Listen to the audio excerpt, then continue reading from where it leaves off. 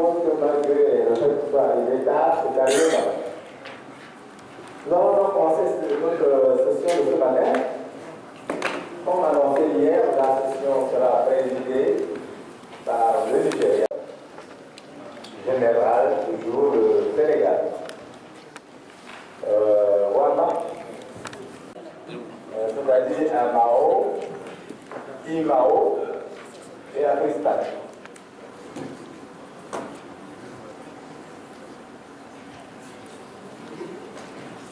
Oui, ça peut.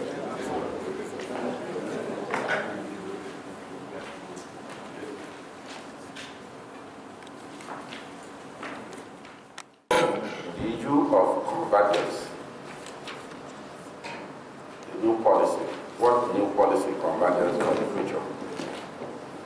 And we will also discuss cross-analysis of West Africa and Central Africa experiences. And thereafter we will proceed for coffee break. On this note, I would like to call on the representative of WAMA to come forward to make his presentation. Je vais tout d'abord commencer par remercier le Bureau de l'Afrique de l'Ouest des Nations Unies de la CA pour cette initiative, c'est-à-dire contribuer à l'accélération du processus d'intégration, mais aussi pour nous avoir associés à cette réflexion. Je voudrais également féliciter le cabinet Emergency Consulting pour le travail bien documenté.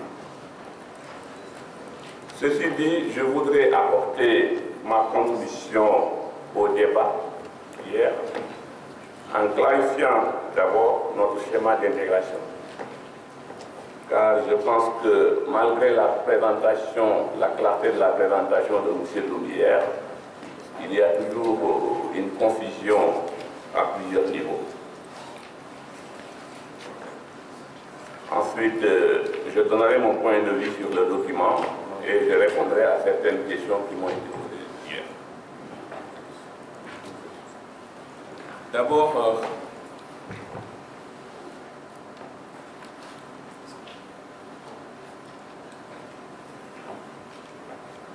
pour la clarification, je vais m'interroger sur un certain nombre de points. D'abord, pourquoi on cherche une zone monétaire économique, une zone monétaire unique au niveau de la CEDEAO? Je pense que hier, M. Lou nous a présenté les avantages d'une zone monétaire unique au niveau de la CEDEAO. C'est un facteur de développement, ou bien même l'un des plus importants facteurs de développement. Donc on a pu à revenir là-dessus. Maintenant, comment y aller? Comment y aller? On a tenté avec un arrangement monétaire multilatéral pour que les paiements et les transferts liés aux transactions du compte courant au sein de la CEDEAO. Ça avait bien marché au départ, mais par la suite, il y a eu des problèmes. Cette fois-ci, en 1987, on a adopté le programme de coopération monétaire. Il stipule ceci, que les États membres doivent adopter des mesures de politique communes en vue de la mise en place d'un environnement macroéconomique et monétaire harmonisé stable. Cela veut dire quoi? Cela veut dire que donc, nos États doivent observer une convergence, mais aussi doivent harmoniser aussi leur politique. Maintenant, l'autre question c'est quoi? De quelle convergence il s'agit et de quelle harmonisation il s'agit? Hier, on a présenté ici aussi plusieurs variétés de convergence. Mais pour la convergence qui concerne la CEDEAO, elle s'appuie sur 4 critères, c'est pas 11. C'est 4 critères. Donc les critères de second rang sont là pour appuyer les critères de premier rang. Donc il y a que 4 critères. Et sachant que la convergence est un processus continu, qui doit être recherché en permanence et même après la création de la monnaie unique, laquelle même à son tour facilitera cette convergence. Il y a 4 critères qui ont été proposés. Et si on regarde bien, ces critères visent à stabiliser le taux de change. Ce que je veux dire, pour ceux qui parlaient de unification des critères de convergence, je pense qu'un groupe qui aspire à une union monétaire ne peut pas avoir les mêmes critères de convergence qu'un groupe qui a déjà une monnaie unique. Par exemple, pour un groupe qui aspire à avoir une union monétaire, ce qui l'intéresse, c'est la stabilité des taux de change. Par exemple, aujourd'hui, si au niveau de la communauté, tous les taux de change étaient stables, on peut aller à la monnaie unique. Par exemple, si on échange Naira et CFA à chaque fois à 3, et puis CELI et CFA à 2 ou bien des trucs comme ça, là on peut aller à la monnaie unique. D'ailleurs, même pour arriver à la monnaie unique, il y a une phase où on doit stabiliser les taux de change. Donc les taux de change ne vont pas varier. Maintenant, si je donne ces critères de convergence, vous allez voir ces 4 critères. Il y a l'inflation. Et là aussi, il y a eu une discussion hier. L'inflation doit être inférieure à 5%. Alors,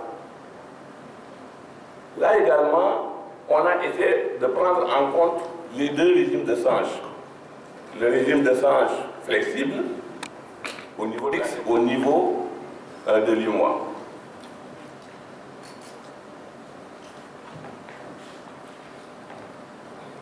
On sait qu'au niveau de la BCAO, l'inflation ciblée, c'est de 2 plus ou moins 1. Donc c'est de 1 à 3%. Alors qu'au niveau de la ZMAO, c'est single digit, c'est-à-dire inférieur à 10%. On sait qu'au niveau de la ZMAO, ils ont un régime de change flexible, donc ils ont plus d'inflation qu'au niveau des pays de l'UMOA, puis dont la monnaie est alignée à l'euro. Parce que là aussi, on essaie de nous approcher à l'inflation qui est au niveau de la zone euro. Là également, donc on ne peut pas avoir la même norme avec la ZMAO, la CEDEAO et la ZMAO, parce que nous, la CEDEAO cumule les 2 zones. Et cette norme-là, on peut l'avoir en faisant une étude, mais aussi on peut l'avoir aussi en regardant les pays avec lesquels notre communauté est notre communauté fait le commerce. Et maintenant, pour prendre en compte ce problème-là, il y a ce qu'on appelle aussi une harmonisation des cadres de politique monétaire. Et cette harmonisation-là prend en compte encore ces différents régimes de change. C'est un problème et il y a une étude qui est prévue pour choisir le régime de change futur.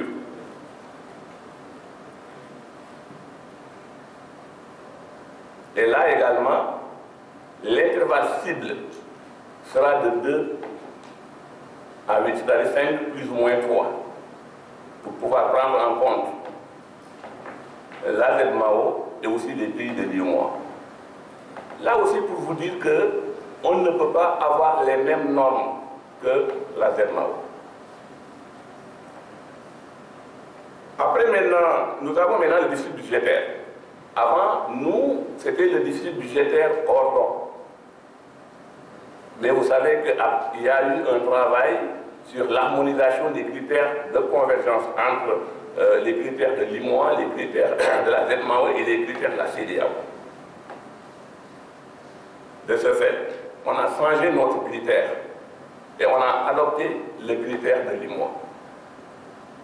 Les 3% dont inclus. Si nous prenons également les réserves brutes, le 3e critère, c'est 6 mois de couverture des importations pour notre communauté. Alors que pour la ZMAO, c'est 3 mois. Là aussi, ça se justifie. Parce qu'au niveau de la ZMAO, à part le Nigeria, les autres pays, c'est des petits pays. Alors qu'au niveau de la CEDEAO, nous avons la zone IMOA.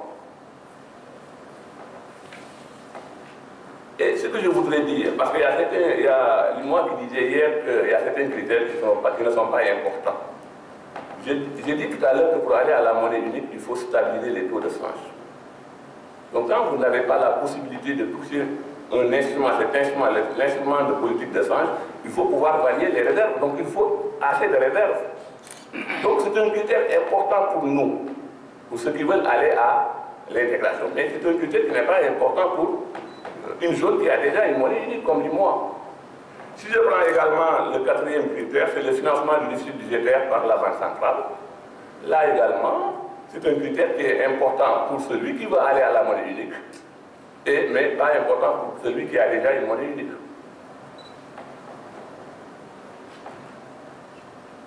En plus, il est bon aussi de voir le contexte dans lequel ces critères ont été choisis.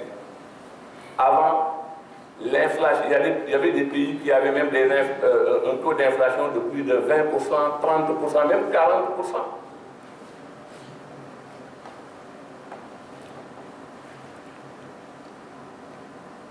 Voilà, donc, Monsieur le Président, voilà les critères, et ces critères-là sont appuyés par ce qu'on appelle des critères de second rang. Et à chaque fois, on fait un bilan. À chaque fois, on fait un bilan. En 2000, on a fait un bilan, c'est ce qui a permis de faire le fast track, c'est-à-dire l'approche accélérée, la création de la ZMAO. En 2009, il y a eu un bilan également, c'est ce qui est à l'origine de la feuille de route, et je vais revenir sur cette feuille de route. Et même en 2014, il y a encore ce qu'on appelle la task force présidentielle, dont certains connaissent pour le moment les résultats de cette réunion. Monsieur le Président, les défis du programme en 2009 sont à l'origine de la nouvelle approche, c'est-à-dire la feuille de route. Et ces défis, c'était quoi?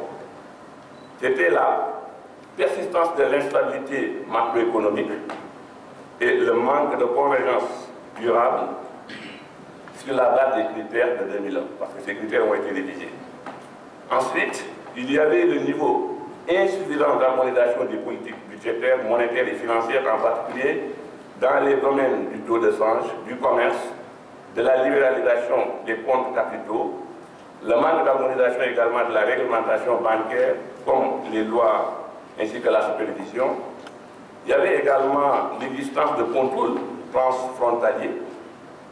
Il y avait également les chocs, l'instabilité politique, les méthodes de calcul des agrégats qui n'étaient pas les mêmes, etc. Ce sont ces défis-là qui ont permis de reporter le lancement de la monnaie unique pour la CEDEAO de 1998 à 2004 et de 2004 à 2020. Et pour la ZMAO de 2003 à 2005 et puis de 2009 à 2015. Maintenant, c'est pour répondre maintenant à ces défis, une nouvelle approche a été mise en place, c'est la feuille de route. Donc, la feuille de route définit les différentes étapes de la mise en œuvre du programme de coopération monétaire de la monnaie unique et a permis de responsabiliser aussi les institutions dans la coordination des différentes activités. Et il y a une matrice. Il y a une matrice même des différentes activités qui a été faite.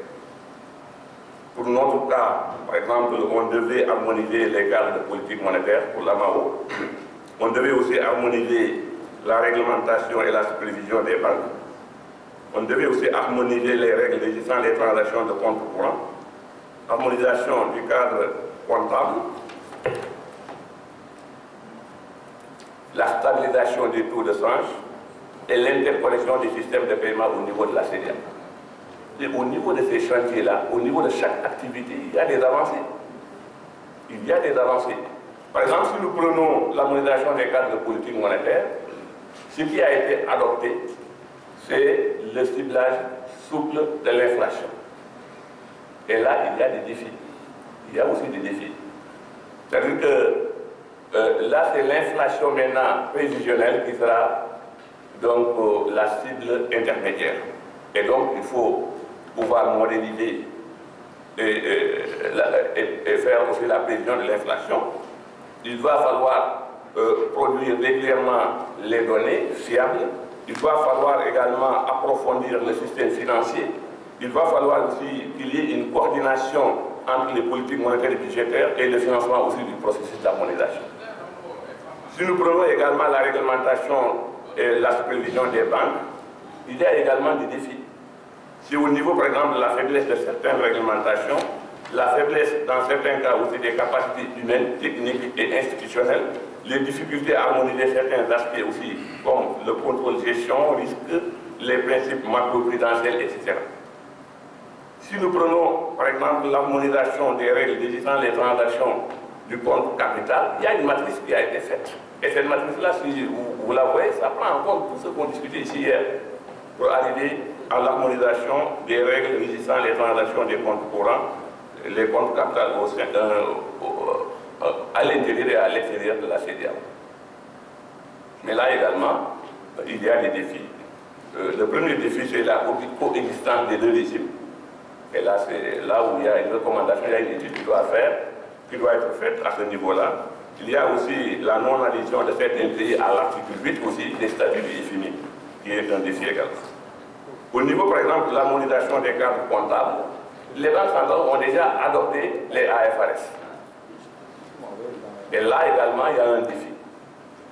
Donc, au niveau de la stabilité des taux de change également, la coexistence des deux régimes de change aussi est un défi. Donc, si on regarde bien,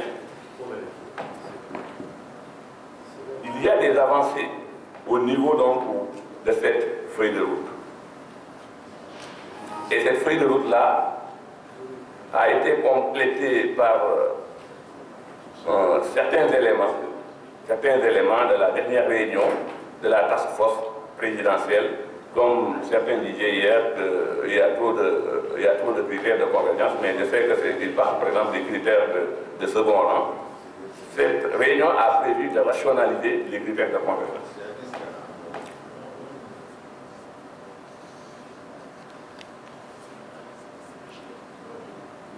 Voilà, Monsieur le Président, ce que je voulais dire pour un peu clarifier le schéma d'intégration au niveau de la CEDEAO.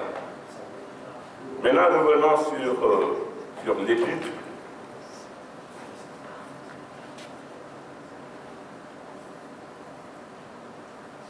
Sur la dernière partie de l'étude.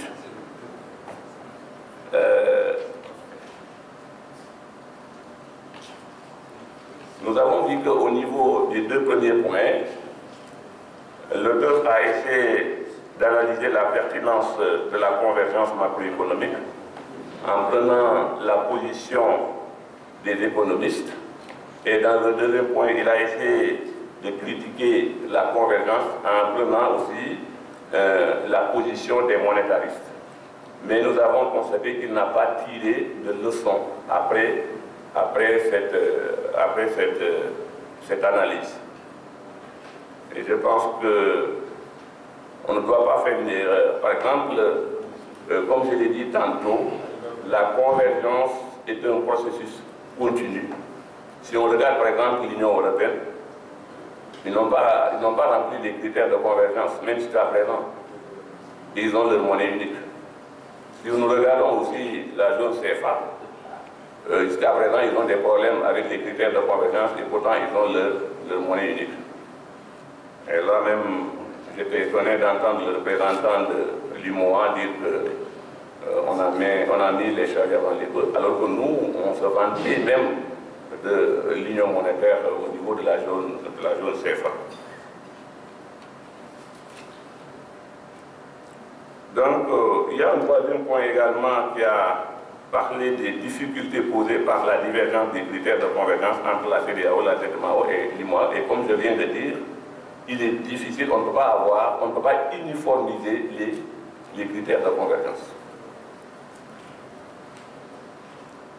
Et je voudrais dire également que, je pense que l'IMAO va revenir là-dessus, que l'IMAO a été autorisé d'utiliser les anciens critères parce que l'échéance de la monnaie unique de la ZMAO est tout près, donc on ne pouvait pas changer les critères, la base d'évaluation.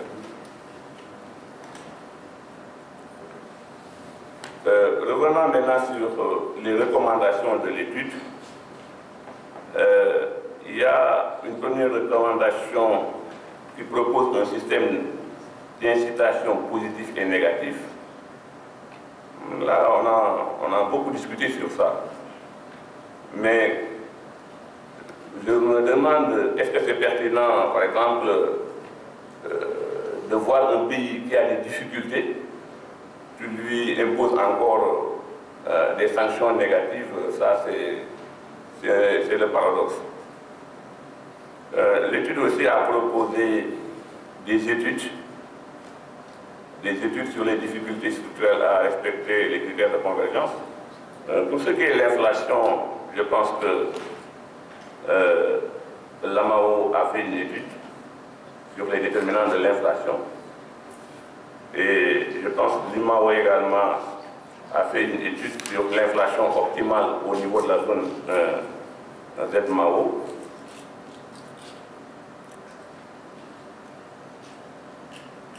Il y a une autre recommandation, unification des critères de convergence. Là, je pense que j'ai déjà parlé de ça. Et l'harmonisation des taux d'imposition et des règles de protection sociale, etc. Je pense que ça aussi a été pris par la feuille de route. Accélérer les réformes institutionnelles concernant les politiques monétaires et financières et statistiques, ça aussi ça a été pris au niveau de la feuille de route. Donc, Monsieur le Président, pour nous, pour accélérer le processus, dans le but d'accélérer donc le processus, nous aimerions que le consultant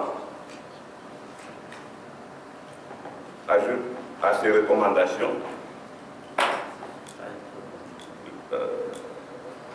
les points suivants. D'abord, renforcer et accélérer le processus d'harmonisation, qui est très important. Ensuite, prendre les dispositions pour assurer la mise en place effective du marché commun. C'est-à-dire que je vais parler ici de l'intégration physique. Renforcer aussi la coordination entre les politiques budgétaires et monétaires. Renforcer aussi les systèmes financiers. Prendre aussi les dispositions au niveau des institutions régionales pour qu'ils respectent le chronogramme, parce qu'il y a une feuille de route avec des dates, mais également assurer le financement aux activités de la feuille de route.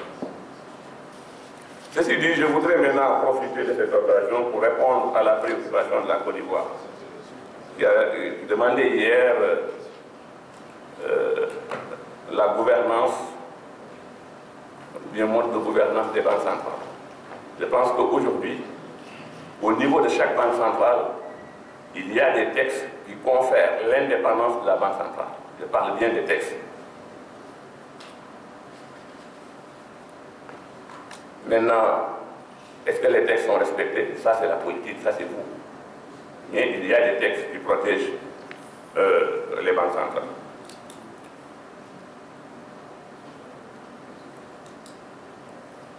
Et maintenant, pour la monnaie unique, le fait de décréter la monnaie unique, là aussi, je pense que ce n'est pas aux institutions régionales de le faire. Nous sommes des techniciens.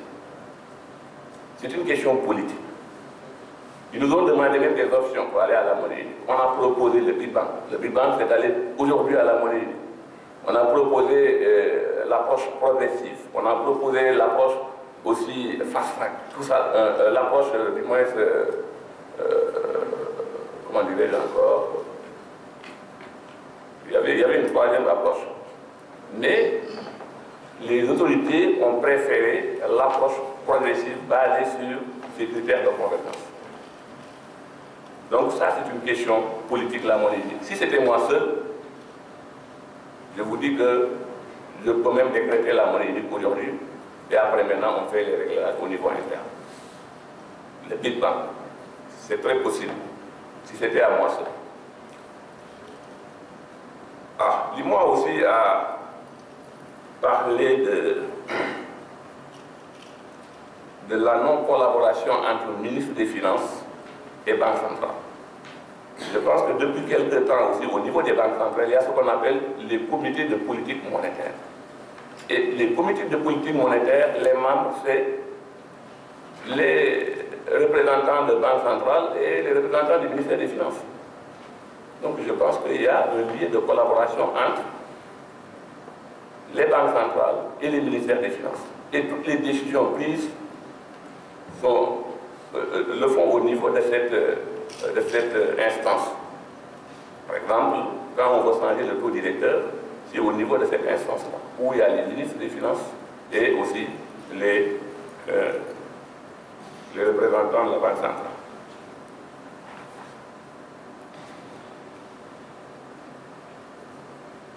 Voilà, je pense,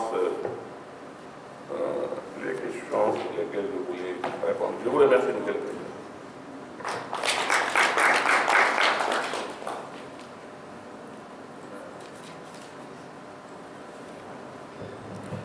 Thank you, Senegal. Now, when my approach to this would be to quickly summarize the presentation by Wema, while we allow some minutes for discussion before Wema makes his own presentation. I don't know whether it's okay. I think the three of them to make the presentation. Then we now discuss. Okay.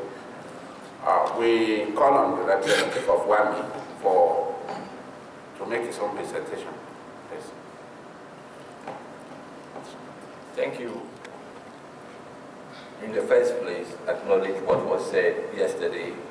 Thank the presenters and the UNECA for the report. To begin my intervention, I would like to explain the structure of my intervention. In the first place, I would like to begin with preliminary remarks before I go on to the comments we have on the report presented by the UNECA. In the first place, I would like to refer or draw members' attention to the WAMSI Convergence Council, which was held in January 2014. At that meeting, WAMI presented an interim report on the state of preparedness of our member states for monetary union in January 2015. The report that we presented, among other things, indicated that although significant progress has been made with respect to the implementation of the Abuja Action Plan 2009 for the creation of the eco-currency, there still remains significant challenges, especially with respect to compliance with the macroeconomic convergence criteria, ratification and domestication of the legal statutes, payments of member states' contributions to statutory bodies, etc. At that meeting in January in Banjul, which I believe most of us were represented, Council decided, among other things, that in the final report to be presented by WAMI in June 2014, WAMI should propose a suitable date for the launch of the eco currency with an appropriate roadmap if the 2015 deadline is not feasible. So for the ones, that is where we are. We have a program which says 2015 we should launch the eco currency, but at the last meeting, the Convergence Council decided that WAMI should come back to Council in June 2014 to tell them and to propose a suitable date for the launch of the currency for the WAMC zone. If the date 2015 is not feasible. So that is the work WAMI is engaged on with now. We are preparing the final report for presentation in June. But it is also important to recall that last week, on February 20th, 21st, just last week, there was a meeting in Niamey, Niger, and that was with respect to the inauguration of the task force for the ECOWAS single currency program. Members will recall that at the summit of the heads of states of ECOWAS in October in Dakar, summit decided that, or better still, let me put it this way, Council, the heads of states appointed the heads of states of Niger and Ghana to oversee the creation of the common currency in a timely manner. To support the heads of states of Ghana and Niger in this task, a presidential task force was formed, and the inaugural meeting of the task force was held in Niamey last week. Among the recommendations of the task force to the two presidents was that we review the current two-stage approach to the introduction of the eco currency. In other words, the task force recommended to the two presidents that we should revert to the single track approach to the introduction of the single currency. That is to say that in 2020, we should aim at the introduction of the common currency for the ECOWAS, given that the ones will not be ready for its currency in 2015. This is a proposal, a recommendation to the two heads of states, and my understanding is that there will be a summit of the heads of states of ECOWAS in Yamoussoukro, this town, next month, in March, on the 24th, 25th, I'm not too sure, to deliberate on these issues. So, in terms of what we are discussing, one, the 2015 deadline for WAMC has a big question mark. The WAMC Convergence Council has directed WAMI to come up with a suitable date if 2015 is not feasible. This is expected in June 2014. Meanwhile, the Presidential Task Force is recommending, or has recommended to the presidents of Niger and Ghana that we should go on a single track. Instead of waiting for the WAMC single currency, we should have an ECOWAS currency in 2020. This will be the subject of discussion at the summit of ECOWAS heads of states scheduled for Yamoussoukro in March 2014. So in terms of the report that was presented in the deadlines, I thought I should mention this so that we situate the discussions within this framework, that it is possible that we may end up, given what happens next month in this city, with a single track approach. So those are my preliminary comments. Now, to get onto the report and the presentations we had yesterday, the first issue I would like to comment on has to do with the issue of nominal and real convergence. The basis for assessment of one's member states is nominal convergence. That is the convergence of inflation rates, fiscal deficits, financing of the budget, gross external reserves, etc. So, for us, at the moment, we focus on nominal convergence. This is not to say that real convergence is not important. However, we should note that it is nominal convergence that leads to real convergence. And that is the essence, that is the basis for the convergence criteria we are applying in the zone. Nominal convergence promotes macroeconomic stability, which ultimately leads to stronger growth. So without nominal convergence, it will be difficult to achieve real convergence.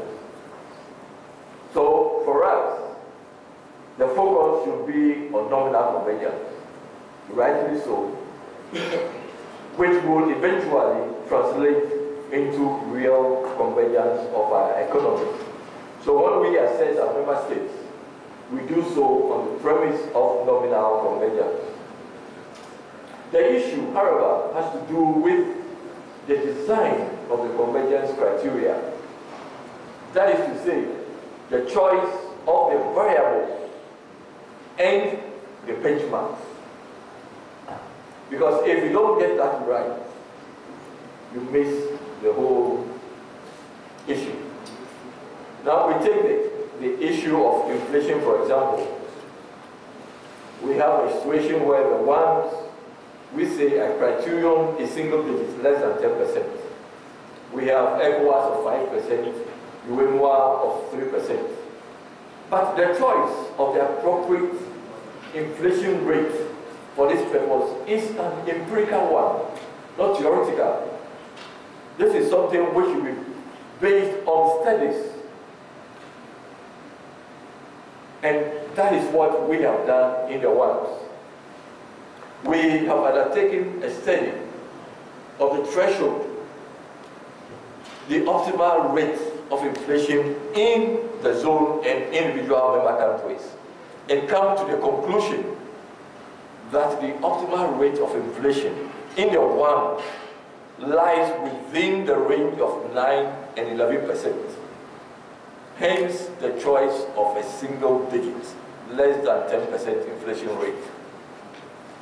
That is solidly based on empirical studies. So, to say that one should move lower